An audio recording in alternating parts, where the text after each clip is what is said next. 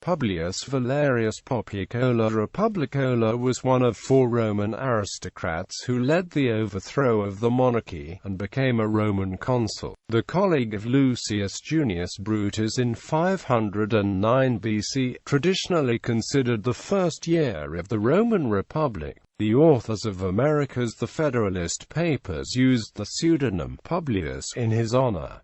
Early life. According to Livy and Plutarch, the Valerii were of Sabine origin, but settled in Rome during the reign of Titus Statius, a contemporary of Romulus, and worked for the peaceful unification of both peoples.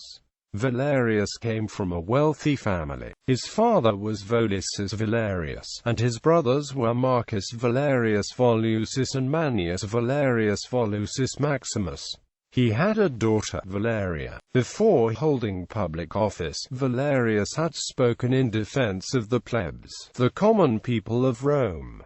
The Revolution. In 509 BC, Valerius was one of the leaders of the Roman Revolution, together with Lucius Junius Brutus, Lucius Tarquinius Collatinus, and Spurius Lucretius Tricipatus, winning over public opinion while the king was campaigning away from the city. They deposed and banished Lucius Tarquinius Superbus, the 7th and last king of Rome.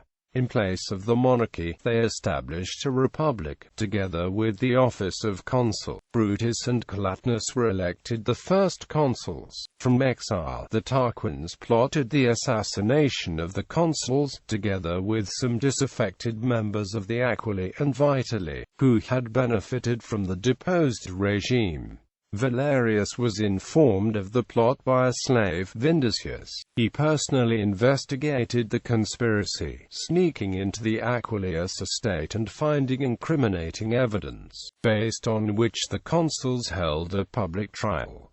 The conspirators, including 2 of Brutus's sons, were found guilty and executed. Valerius played a leading role in the trial. Election as consul and Battle of Silverasia. After the trial, Brutus demanded that his colleague, Collatinus, resign the consulship and go into exile, as a member of the hated royal family, whom the people could not trust. Collatinus was stunned by this betrayal, as he had been one of the leaders of the rebellion following the death of his wife, Lucretia, at the hands of the king's son, Sextus Tarquinius.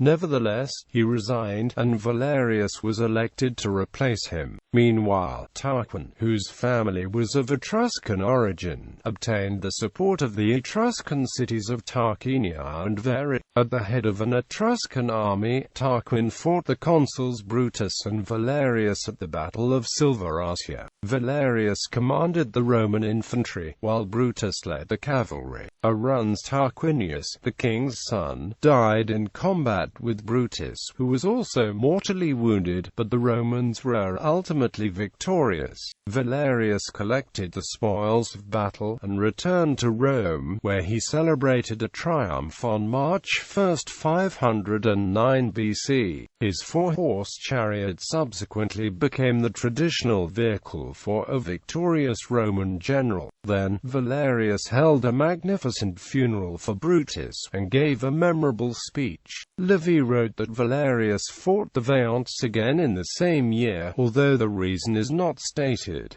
First consulship. After the death of Brutus, Valerius was the sole surviving consul. Spurius Lucretius was chosen in place of Brutus, but he died after a few days, and was followed by Marcus Horatius Pulvillus. When Valerius began construction of a new house on top of the Velian Hill, which would be conspicuously visible from the Senate House, a rumor began to circulate that he intended to re-establish the monarchy, with himself as king. At once, Valerius stopped building, and demolished the structure in a single night. Addressing an assembly of the people, he caused his lictors to lower the fasces as a mark of respect, and to remove the axes from them within the city. I have just liberated Rome bravely, but now I am slandered, like being either an Aquilius or a Vitellian. I am the bitterest enemy of the former kings, so I shouldn't be accused of wanting to be king. Quote, In order to allay suspicions, he caused his house to be built at the foot of the hill, rather than near its peak. In later times, the Temple of Victory stood in the same place. For his actions and deference to the people of Rome, Valerius received the surname Poplicola, meaning one who courts the people. Before the impending elections, Valerius filled up the ranks of the Senate, which had been severely reduced as a result of the revolution and the subsequent war. The consul also promulgated new laws, including the right of appeal from the decisions of a magistrate,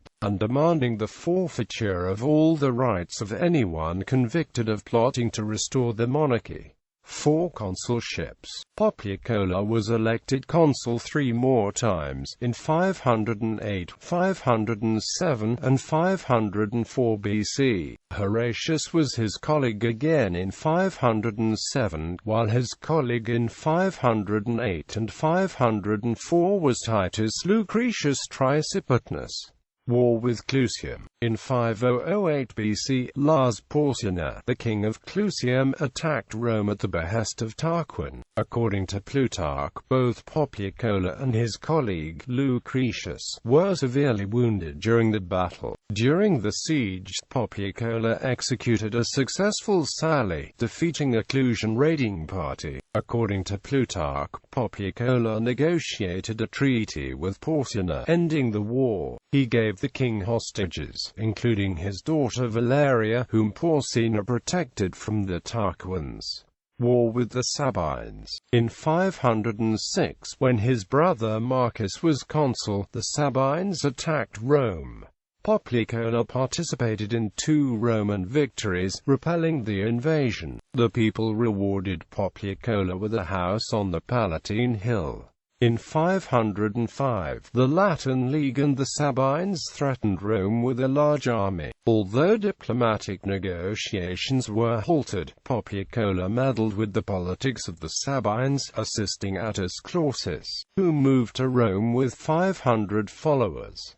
Clausus became a Roman citizen under the name of Appius Claudius. He was the founder of the Claudii. When the Sabines attempted to besiege Rome, Poplicola successfully commanded the army, anticipating their movements and thwarting the plans. He was elected consul for the 4th time in 504 BC, and once again defeated the Sabines.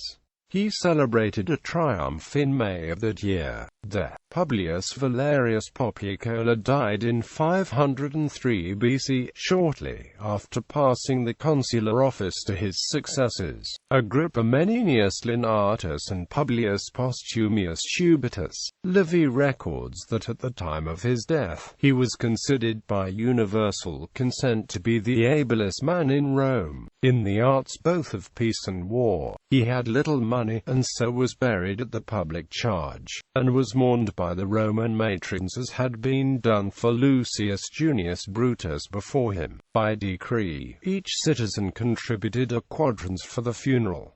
The remains of Poplicola were buried within the city of Rome, on the Velian Hill. His death was mourned for an entire year. After Poplicola, many noted members of the Valerian gens were buried near the same spot. Legacy. The Federalist Papers, a collection of 85 essays promoting the adoption of the United States Constitution, written by Alexander Hamilton, James Madison, and John Jay in 1787 to 1788. The 3 statesmen used the allonym Publius in honor of Poplicola's role in establishing the Roman Republic. Following the Spanish-American War, a piece titled "The Duty of the American People as to the Philippines" was published under the pseudonym Publicola. The author recommended the development of the Philippines to improve the lives of the Filipino people, as well as to further American trading interests in the Orient.